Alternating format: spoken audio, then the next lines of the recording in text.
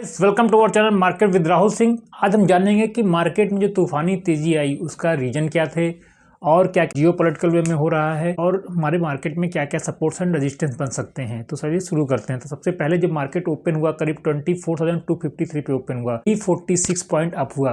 तो इतने बड़े गैप अप होने का रीजन था महाराष्ट्र में बीजेपी की एक तरफा जीत। एक होती है जीत, एक होती है एक तरफा जीत। तो इनके जो एनडीए अलायंस है इन्होंने करीब 288 सीट में 233 सीट ये खुद जीत गए। बीजेपी ने करीब 80% से ऊपर का तो बीजेपी जीत गए में।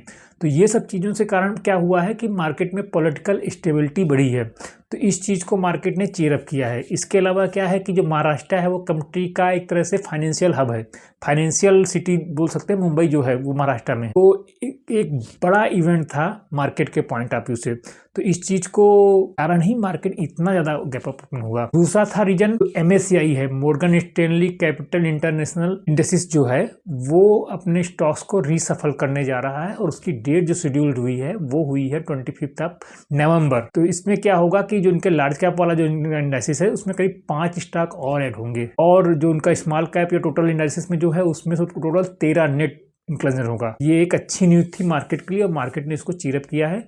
इसके लिए भी मार्केट ऊपर गया है। थर्ड पॉइंट था कि जो बीजेपी की बड़ी विन हुई है वहां पे महाराष्ट्र में, उसके कारण जो PSU स्टॉक थे वो करीब 8% तक ऊपर चले गए थे। तो इतना ज़्यादा उनमें तेजी थी। Stock like IRFC, BEL, BDL, RVNL, NBCC, गेल, ये स्टॉकों में जबरदस्त मोमेंटम था। तो इन सब के कारण भी मार्केट ने तेज साइड आया। हालांकि आप नोटिस करेंगे करीब 12:45 बजे के आसपास में एक तेज प्रॉफिट बुकिंग आई थी, लेकिन अमाउंट नीचे संभला वो मार्केट और उसके बाद फिर से रिकवर किया। तो एक अच्छी चीज़ हुई कि मार्केट जो क्लोज हुआ है वो 24,221 के ऊपर क्लोज हुआ है। तो ये यहाँ पे क्लोज होने का मतलब है कि थोड़ा स्टेबिलिटी का मूड मार्केट में है। ऐसा नहीं है कि मार्केट ने गैप अप ओपन हुआ उसका धड़ाम से नीचे गिर गया। अगर धड़ाम से नीचे गिरता तो it was not a good sign for us, but क्योंकि नीचे नहीं गिरा है so it's quite manageable things और आशा करते हैं कि अब चीज़ें थोड़ा सा स्ट्रीमलाइन होंगी। अब बात करते हैं निफ्टी में सपोर्ट और रेजिस्टेंस की। तो निफ्टी का जो सपोर्ट निकल के आ रहा है वो करीब 24,000 का निकल के आ जाएगा और रेजिस्टेंस जो निकल के आएगा 24,500।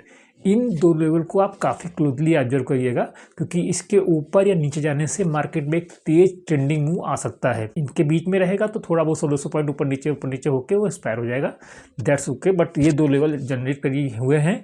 तो इनका रीजन है ओपन इंटरेस्ट, इनका रीजन है वॉल्यूम। यहाँ पे काफ़ी सारे लोग बैठे हुए हैं। तो इसके ऊपर होने से क्या होगा कि शॉर्ट कवरिंग वो ट्रिगर हो जाएगा और इसके नीचे जाने से क्या होगा कि जितने पुट राइटर्स हैं भाई सबकी वाट लग जाएगी। तो एक ट्रेंडिंग मूव आ सकता है। तो ये चीज़ों को आप ध्यान दीजिएगा। कल है हमारी फिन निफ्टी की एक्सपायरी।